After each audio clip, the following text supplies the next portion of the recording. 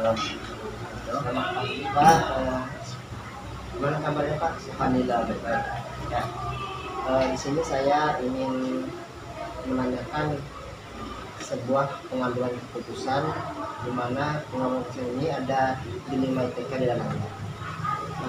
Ada beberapa pertanyaan yang ingin saya ajukan ke Bapak selaku pimpinan saya di sekolah ini, yaitu Madrasah Seberang. Pertanyaan pertama yaitu, selama ini bagaimana Bapak dapat mengidentifikasi kasus yang merupakan dilema etika atau rujukan moral? Terima kasih atas waktu yang diberikan kepada saya terkait dengan pertanyaan yang diberikan untuk mengidentifikasi kasus-kasus yang merupakan dilema etika. Yang pertama itu melalui supervisi. Jadi kalau di sekolah ini minimal 2 kali dalam 1 tahun, semester pertama dan semester kedua itu kami saat kepala sekolah ada supervisi dari guru-guru kelas-kelas. Maka dari hasil itu yang pertama itu untuk menyimpulkan kasus-kasus yang ada.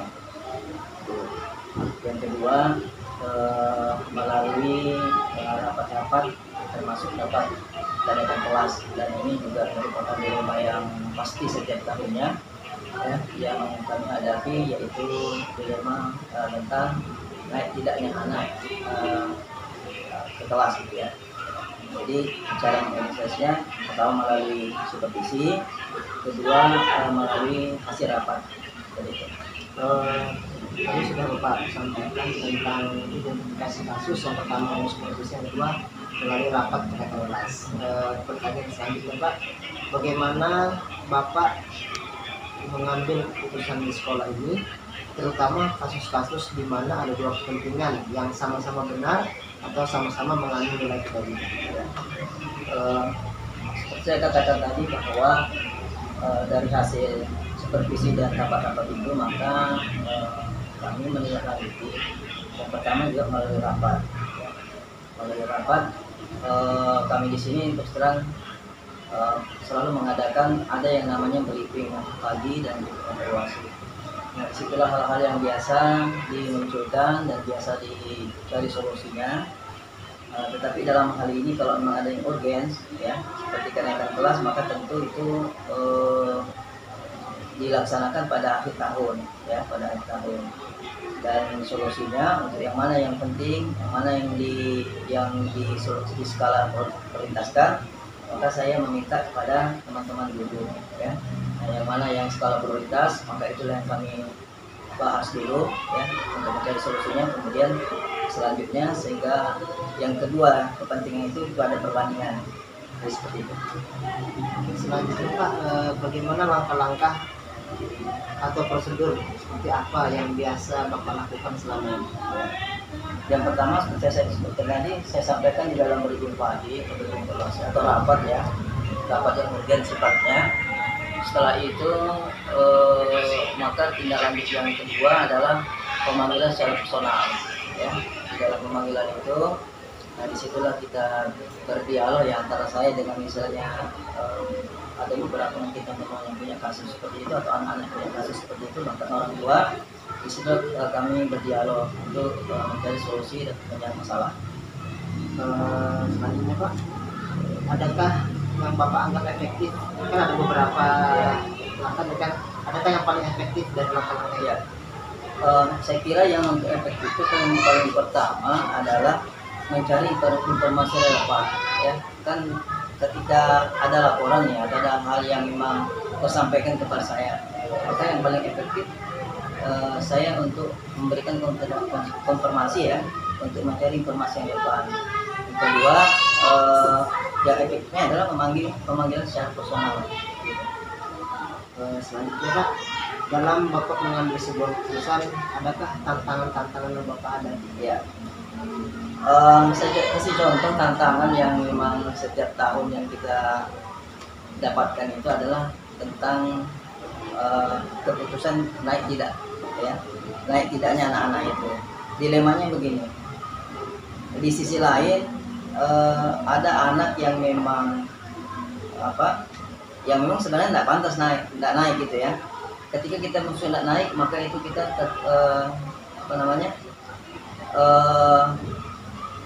ini terhambat dengan aturan-aturan pemerintah ya, yang sistem sekarang itu sebenarnya tidak ada sih tidak naik gitu ya. Dengan kata lain ada namanya belajar tugas gitu. Di sisi lain kalau kita tidak menaikkan, maka kita khawatir ya, ada beberapa teman-temannya atau bahkan orang tuanya saling membandingkan gitu. Nah, inilah yang dilema setiap tahun yang kami yang kami dapatkan ya, seperti itu. Tetapi pada akhirnya kalau memang itu urgen sifatnya, maka kami panggil orang tuanya ya, dengan memberikan pengertian kepada teman-teman dan orang tua lainnya. Selanjutnya Pak, jika ada sebuah masalah atau kasus, Bapak menyelesaikannya itu langsung mengambil keputusan di tempat itu waktu itu juga, atau Bapak memberikan jadwal untuk memutuskan kasus tersebut? Biasanya kalau saya ya, untuk menangani masalah itu, kalau misalnya terkait ke guru misalnya ya, atau terkait juga informasi dari guru tetapi itu adalah masalahnya ke anak atau orang tua, yang paling saya tidak buat jadwal, tetapi paling secara spontanitas saya akan bahas pada hari itu juga. Saya pada hari ini hari Selasa gitu ya, tadi pagi kami dapatkan, maka di Selasa nanti di briefing evaluasi itu saya sudah sampaikan kepada teman-teman dan sudah mencari solusinya. Sebelumnya Pak, dalam Bapak menyelesaikan masalah dan mengambil keputusan, adakah orang-orang atau faktor yang membantu Bapak dalam menyelesaikan masalah tersebut? Sepanjang ini untuk keterlibatan memecahkan masalah itu ya hanya sesama teman-teman guru ya, tidak pernah melibatkan. Alhamdulillah belum pernah melibatkan, karena memang sifatnya masih dapat ditanggulangi ya oleh sekolah. Yang terakhir Pak, ini dari semua yang sudah kita diskusikan tadi, adakah pembelajaran yang Bapak ambil dari selama ini Bapak mengambil keputusan ya, kasus-kasus sudah Bapak hadapi? Ya, yang pastinya itu adalah kebijaksanaan. Ya. Jadi semua daripada hal-hal yang pernah terjadi di sini, ada satu kebijakan yang diambil dan keputusan bersama. Terima kasih Pak atas waktunya, sudah berkenan untuk meluangkan waktunya dalam sesi wawancara saya ini. Semoga semua yang belajarkan masalah semua bisa dapat terangin. Amin. Assalamualaikum warahmatullahi wabarakatuh. Oke, assalamualaikum Bapak. Terima kasih atas waktunya. Kami di sini Pak berdua ingin mewawancarai Bapak berkenaan dengan bagaimana Bapak sebagai kepala sekolah dalam mengambil keputusan. Nah, di sini ada beberapa pertanyaan dari kami. Yang pertama, bagaimana Bapak selama ini mengidentifikasi kasus-kasus yang merupakan dilema etika atau rujukan moral? Dilema etika ini. Okay. Nah, dilema etika ini tujuannya ke siapa? Ke siswa? Boleh siswa, boleh guru, atau masyarakat? Sebagai pemimpin di organisasi, ya boleh Bapak sama guru atau siswa. Untuk masyarakat juga? Ya boleh. Oke. Ya, untuk masalah dilema etika di sini, selama saya jadi kepala sekolah banyak sekali ya. Kalau yang pertama itu, yaitu contohnya aja kalau dengan masyarakat ya, terutama pada saat PPDB kemarin. Kalau kita berdasarkan aturan, kita akan terbebani atau dihadapkan pada dilema di mana masyarakat di gotong royong di sini maunya itu anaknya atau putra putrinya itu sekolah di SMP 44. Tapi karena kendala sesuatu, mungkin ada faktor X sehingga dengan masyarakat itu kita juga dilema juga, kalau tidak diterima anaknya tidak sekolah, sementara kalau diterima kita bertentangan dengan aturan PPDB. Oke.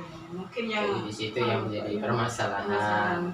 Mungkin aturan yang zonasi itu Pak ya? Iya. Oh. Untuk zonasi kemarin kan kita sempat tidak terpenuhi karena dari 170 itu yang daftar ulang hanya berapa, 68, sehingga untuk memenuhi kota yang kemarin itu yang 70 terpaksa si anak itu saya ambil supaya 70. Oke, terima kasih Pak ya. Tadi ada tentang bagaimana mengambil keputusan atau dilema etika ke masyarakat dalam kasus PPDB nih Pak ya. Terus bagaimana Bapak mengambil keputusan di sekolah terhadap pada kasus PPDB tadi? Ada dua kepentingan yang sama-sama benar atau sama-sama menilai kebajikan. Yang pertama terkait aturan, yang kedua terkait ada yang tidak enak, tidak terima kasihan. Nah itu gimana Bapak cara mengambil keputusannya antara dua kepentingan? Ya kemarin kita kan sudah sebelumnya kan sudah mengajukan kota daya tampung dari sekolah ini 3 kelas. Kemudian untuk yang yang zonasi karena kurang, sehingga untuk meskipun kemarin tidak diterima untuk siswa yang untuk memenuhi kota yang 70 tadi, jadi ada 4 siswa ya, terpaksa saya berdasarkan izin atasan sama panitia BPDB Dinas, saya lapor bisa diterima untuk memenuhi kuota dari 70 zonasi tadi. Karena pada saat pendaftar ulang itu kemarin tidak terpenuhi. Sebenarnya ada siswa yang diterima di SMP 44 hanya saja tidak daftar ulang itu aja. Berarti saat ini sudah terpenuhi Pak ya dari kuota yang disediakan gitu Pak ya. Oke. Nah dari tadi yang Bapak sampaikan tadi dalam menjalankan keputusan tadi Pak ya, kira-kira langkah-langkah yang biasa langkah-langkah yang biasa Bapak lakukan ketika menyelesaikan masalah itu apa saja nih Pak? Untuk yang mana ini? Boleh yang BPDB tadi, boleh. BPDB. Sampai minta izin berarti tadi Bu. Ya, saya kan sudah minta izin. Kemudian saya datangi kondisi orang tua. Panggil gitu Pak ya? Saya datangi ke tempat kerjanya bahkan itu gitu ya. memang dia tidak mampu, ya sudah kita terima aja. Gitu. Setelah dapat izin dari dinas, Bapak langsung datangi ya? Iya, orang tua ya tadi ya. Oke. Lanjut Pak, setelah Bapak melakukan langkah-langkah tadi, apakah langkah-langkah tadi itu ada yang efektif, yang paling efektif, atau memang semuanya efektif untuk dilakukan? Biasanya kan ada beberapa cara nih kita untuk menyelesaikan masalah itu dengan langkah-langkah tadi kan. Iya. Adakah yang Bapak anggap yang paling efektif atau semuanya harus dijalankan yang langkah-langkah tadi? Ya itu tadi untuk mempertimbangkan dari siswa yang mana yang bisa diterima atau tidak tadi, efektif tidaknya efektif. Saya datangi ke orang tua, kayak apa sih sebenarnya latar belakangnya. Kalau memang orang tuanya mampu, saya sarankan untuk daftar di swasta. Kalau tidak mampu, ya itu prioritas saya.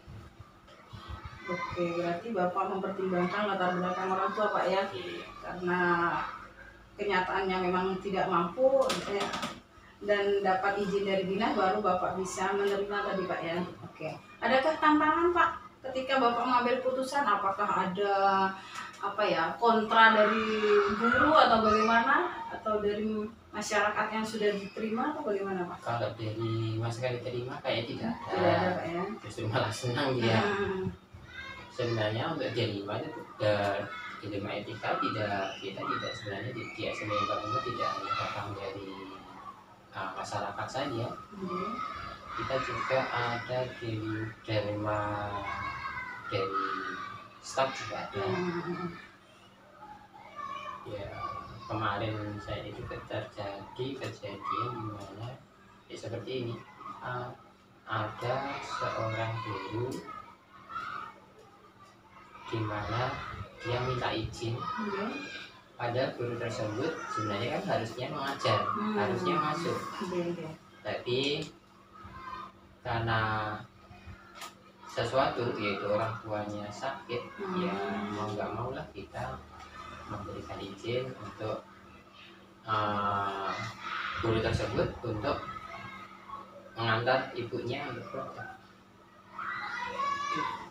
Selanjutnya Pak, tadi sudah sedikit dibahas tentang cara-cara menyelesaikannya Pak ya. Iya. Dan di sini saya ingin pertegas atau fokusnya adalah ketika ada suatu dilema ITK ini, gimana Bapak menyelesaikannya? Apakah Bapak langsung menyelesaikan di tempat, ataukah di jadwal nanti kita selesaikan, atau ada prosedur apa yang nanti Bapak sampaikan untuk menyelesaikannya? Ya untuk yang PPDB kemarin, kalau yang PPDB kemarin kebetulan kan saya sedang cuti. Jadi pada saat daftar ulang itu yang menangani saya serahkan ke Waka untuk daftar ulang. Dengan selesainya masa PPDB, Waka saya izinkan hanya untuk melayani yang tertera di SK saja. Jadi untuk yang tidak tertera di SK tidak saya izinkan untuk melayani. Jadi intinya saya jadwalkan setelah saya selesai. Jadi yang menangani itu saya sendiri. Saya jadwalkan setelah saya selesai cuti, kemudian saya datangi, saya pertimbangkan kondisi orang tua. Oke, berarti Bapak Pak ya, karena dalam keadaan cuti Bapak memberikan mandat kan Pak ya kepada Waka Pak ya. Iya. Oke. Dalam hal ini Pak, adakah orang-orang yang membantu Bapak dalam pengambilan keputusan? Untuk mengambil keputusan, ya saya kerjasama dengan Waka kan waktu itu. Ya? Jadi mengambil keputusannya itu tadi, untuk Waka selama PPDB jangan melayani selain di luar SK. Itu. Jadi yang bantu Waka. Waka Pak ya, membantu Pak ya. Oke, selanjutnya Pak, dari semua yang sudah kita bahas tadi, adakah pembelajaran yang Bapak dapat dari pengalaman Bapak mengambil keputusan tersebut, yang PPDB tadi Pak, kita mengikuti ke masa PPDB tadi? Ya, untuk PPDB kemarin dengan adanya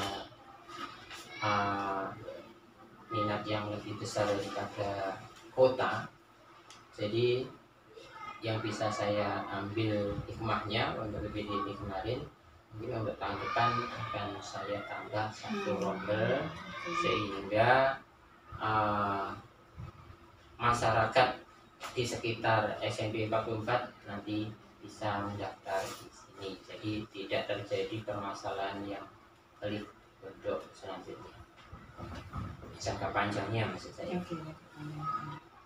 Oke, berarti Bapak bisa langsung Pak ya, ada pembelajaran yang bisa diambil, berarti Bapak akan menambah rombel Pak ya? Iya. Oke, mudah-mudahan bisa terpenuhi kuota ketika sudah menambah rombel tadi Pak ya. Oke, mungkin demikian dari kami Pak. Pertanyaan-pertanyaan ini sudah jelas kami simpulkan tadi, bisa bersama-sama. Baik, Bapak bisa bisa memutuskan sebuah kasus dengan cara berkoordinasi, bekerja sama dengan Waka tadi Pak ya, agar kuota yang dibutuhkan di sekolah ini bisa terpenuhi. Seperti itu Pak ya. Mungkin atas waktunya kami ucapkan terima kasih dan wassalamualaikum warahmatullahi wabarakatuh. Waalaikumsalam. Terima kasih Bapak.